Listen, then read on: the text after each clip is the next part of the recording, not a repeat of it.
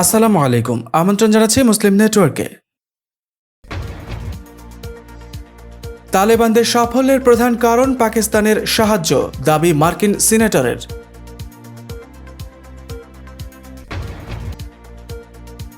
এদিকে পাকিস্তানের বিরুদ্ধে অনেক বেশি সামরিক হামলা চালাতে পারেন মোদি।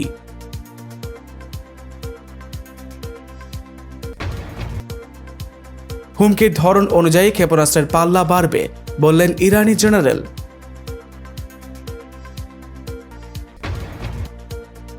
এবং নিষেধাজ্ঞার জবাব, মার্কিন বিমান তাড়া করল রাশিয়া। দর্শক, খবরগুলোর বিস্তারিত জানতে পুরো ভিডিওর সাথেই থাকুন। আর নিয়মিত আন্তর্জাতিক খবর সবার আগে পেতে মুসলিম নেটওয়ার্ক সাবস্ক্রাইব করে পাশে থাকা বেল বাটনে ক্লিক করে রাখুন। পাকিস্তানের সাহায্যে তালেবানদের সাফল্যের প্রধান কারণ বলে মন্তব্য করেছেন মার্কিন সিনেটর জ্যাক রিড। তার দাবি, আফগানিস্তানে তালেবানের সাফল্যের প্রধান কারণ পাকিস্তানের মদদ। তালেবানদের জন্য পাকিস্তানের তৈরি করা অভয়ারণ্যগুলো ধ্বংস করতে পারেনি আমেরিকা। বৃহস্পতিবার 15 এপ্রিল মার্কিন সংসদের উচ্চ কক্ষে পাকিস্তানের বিরুদ্ধে তিনি এই অভিযোগ করেন। মার্কিন সিনেটর জ্যাক রিড বলেন, নিজের কাজ হাসিল করার জন্য তালেবান ও আমেরিকা উভয় পক্ষের সঙ্গেই তাল মিলিয়ে কাজ করছে পাকিস্তান। উল্লেখ্য, 2001 সালের 11 সেপ্টেম্বর টুইন টাওয়ারের হামলার ঘটনাকে কেন্দ্র করে আফগানিস্তানের সামরিক আগ্রাসন চালায় আমেরিকা ও তার মিত্রশক্তি ন্যাটো জোট। আমেরিকার জন্য আফগানিস্তান ছিল তার সবচেয়ে বেশি দিন স্থায়ী সংঘাত। আমেরিকা বিলিয়ন বিলিয়ন ডলার ব্যয় করেছে, তাদের 2400 এর বেশি সৈন্যকে হারিয়েছে। 20 বছর কেটে গেছে, কিন্তু এখনও তালেবান তাদের লড়াই চালিয়ে যাচ্ছে। আর এই লড়াইয়ে মার্কিন শক্তির ওপর তালেবান নিজেদেরকে বিজয়ী মনে করছে। দীর্ঘ 20 বছরের লড়াইয়ে তাদের একটুও ফ্যাকাশে হয়নি ইসলামী ইমারত আফগানিস্তানের স্বপ্ন দেখা। গত বছরের 29 ফেব্রুয়ারি তালেবানের সাথে এক ঐতিহাসিক চুক্তি সই করে বিশ্বের সুপার পাওয়ার আমেরিকা। ওই চুক্তিতে আফগানিস্তান থেকে মার্কিন নেতৃত্বাধীন পশ্চিমা সেনা প্রত্যাহারের কথা বলা হলেও এখন পর্যন্ত সে প্রতিশ্রুতি পূরণ করেনি পেন্টাগন। চুক্তি অনুযায়ী আগামী 1 মের মধ্যে আফগান থেকে সকল মার্কিন সৈন্য প্রত্যাহার করার কথা রয়েছে। তবে খোদ আমেরিকাই তালেবানের সাথে স্বাক্ষরিত চুক্তি রক্ষা করছে না। 1 মের আগে প্রত্যাহার না করে চলতি বছরের 11 সেপ্টেম্বর সেনা প্রত্যাহারের কথা বলছে আমেরিকার জো বাইডেন প্রশাসন। এদিকে আমেরিকার পাশাপাশি আফগানিস্তান থেকে নিজেদের সেনাদের ফিরিয়ে নেওয়ার ঘোষণা দিয়েছে ন্যাটো জোট। 20টি বছর পশ্চিমা শক্তির বিরুদ্ধে লড়াই করে একটুও জোর কমেনি তালেবানদের। বর্তমানে আফগানিস্তানের অধিকাংশ শহর ও এলাকা তাদের নিয়ন্ত্রণে। পশ্চিমা শক্তির বিদায়ের সাথে সাথে তারা আফগানের ক্ষমতায় বসার স্বপ্ন দেখছে। এদিকে অনুমান ভিত্তিক বা সত্যিকারের উস্কানির ভিত্তিতে প্রধানমন্ত্রী নরেন্দ্র মোদীর নেতৃত্বে পাকিস্তানের বিরুদ্ধে অতীতের চেয়ে অনেক বেশি সামরিক হামলা চালাতে পারে ভারত।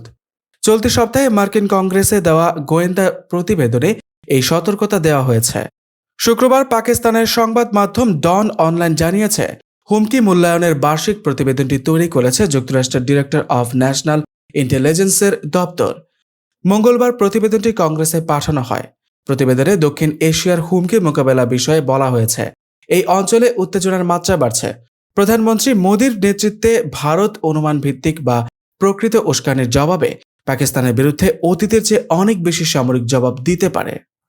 তবে প্রতিবেদনে আরও বলা হয়েছে, 2021 সালের মধ্যে ভারত ও পাকিস্তানের মধ্যে একটি সাধারণ যুদ্ধ হওয়ার সম্ভাবনা কম। তবে দুই দেশের মধ্যে ক্রমবর্ধমান চক্রের মতো সংকট আরও তীব্র হওয়ার সম্ভাবনা রয়েছে। অন্যদিকে শত্রুর হুমকির ধরন অনুযায়ী ইরান তার ক্ষেপণাস্ত্রের পাল্লা ঠিক করে এবং হুমকি যত বাড়বে ক্ষেপণাস্ত্রের পাল্লাও তত বাড়তে থাকবে। ইরানের সাবেক প্রতিরক্ষা মন্ত্রী ও সর্বোচ্চ নেতার সামরিক উপদেষ্টা ব্রিগেডিয়ার জেনারেল হোসেন দেহকান এ হুঁশিয়ারি উচ্চারণ করেছেন। তিনি ইয়েমেনের আল মাসিরা টেলিভিশনকে দেওয়া এক সাক্ষাৎকারে তার দেশের বিরুদ্ধে যে কোনো বিদ্বেষী পদক্ষেপের ব্যাপারে সতর্ক করে দিয়ে বলেন, ইরানের বিরুদ্ধে যে কোনো উস্কানিমূলক পদক্ষেপের উপযুক্ত জবাব দেয়া হবে, আর সে জবাব কখন কোথায় দেয়া হবে তা তেহরানি ঠিক করবে।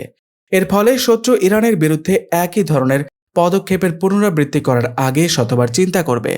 ইরান যে কোনো ধরনের আগ্রাসী পদক্ষেপের জবাব দেওয়ার জন্য পূর্ণ প্রস্তুত রয়েছে জানিয়ে জেনারেল দেহকান বলেন, ইরানের ক্ষেপণাস্ত্র কর্মসূচি এদেশের রেড লাইন এবং এ বিষয়ে কোনো আলোচনা করা যাবে না। ইরান তার প্রতিরক্ষা সক্ষমতায় ছাড় দেওয়ার জন্য কারো সঙ্গে আলোচনায় বসবে না। ইরানের সাবেক প্রতিরক্ষা মন্ত্রী বলেন, গণবিধ্বংসী অস্ত্র ছাড়া অন্য যে কোনো সমরাস্ত্র উৎপাদনের দিক দিয়ে ইরান কোনো সীমান্ত রেখা মানবে না। ইরানের নাতানজ পরমাণু স্থাপনায় সাম্প্রতিক সাইবার হামলার দায় কে স্বীকার করল তা বড় কথা নয় বলে উল্লেখ করেন জেনারেল দেহকান। তিনি বলেন, ইসরায়েল, সৌদি আরব ও আমেরিকা এই হামলার সঙ্গে জড়িত এবং মার্কিন সরকার এর দায় এড়াতে পারবে না। তিনি আরও বলেন, সৌদি আরব ইরানের শত্রু নয়, কিন্তু সে যদি ইসরায়েল ও পাশ্চাত্যের সঙ্গে মিলে তেহরানের বিরুদ্ধে উস্কানিমূলক পদক্ষেপ জড়িয়ে পড়ে, তখন দেশটির ব্যাপারে ইরানের দৃষ্টিভঙ্গি পাল্টে যাবে। সর্বশেষ জানিয়ে দিব রাশিয়া যুক্তরাষ্ট্র প্রসঙ্গ। মার্কিন প্রেসিডেন্ট নির্বাচনে সাইবার হামলা চালানোর অভিযোগে বৃহস্পতিবার রাশিয়ার বিরুদ্ধে নিষেধাজ্ঞা আরোপ করে যুক্তরাষ্ট্র। এর একদিন পর সেই পদক্ষেপের একটা জবাব দিয়েছে রাশিয়া। রাশিয়া বলেছে, তাদের একটি মিগ-31 জঙ্গি বিমান প্রশান্ত মহাসাগরের আকাশ থেকে আমেরিকার একটি RC-135 কৌশলগত গোয়েন্দা বিমানকে তাড়িয়ে দিয়েছে। বিমানটি রাশিয়ার আকাশসীমার দিকে এগিয়ে যেতে থাকলে সেটিকে বাধা দেয় রুশ বিমান। রাশিয়ার বিমানের তাড়া খেয়ে মার্কিন গোয়েন্দা বিমানটি ওই এলাকা থেকে পালিয়ে যায়। রাশিয়ার পররাষ্ট্র মন্ত্রণালয় শুক্রবার জানিয়েছে, তাদের রাডারে প্রশান্ত মহাসাগরের কামচাটকা উপকূলের আকাশে মার্কিন বিমানটি ধরা পড়ে। তবে মার্কিন বিমানটি রুশ আকাশসীমা লঙ্ঘন করেনি। রুশ প্রতিরক্ষা মন্ত্রণালয় বলেছে, মার্কিন বিমানের উপস্থিতি টের পেয়ে কামচাটকার বিমান ঘাঁটি থেকে একটি মিগ-31 জঙ্গি বিমান উড়ে যায় এবং মার্কিন বিমানকে তাড়া দেয়। মার্কিন বিমানটি রুশ সীমান্ত এলাকা থেকে চলে যাওয়ার পর মিগ-31 বিমানটি নিরাপদে ফিরে আসে। এদিকে রাশিয়ার বিরুদ্ধে নিষেধাজ্ঞা দেয়ায় যুক্তরাষ্ট্রের নিন্দা জানিয়েছে চীন। দেশটির পররাষ্ট্র মন্ত্রণালয় বলেছে, রাশিয়ার বিরুদ্ধে আমেরিকার নয়া নিষেধাজ্ঞাগুলো ওয়াশিংটনের একতরফা আধিপত্যবাদী পদক্ষেপ। এই নিষেধাজ্ঞার বিরুদ্ধে আন্তর্জাতিক সমাজ রুখে দাঁড়াবে।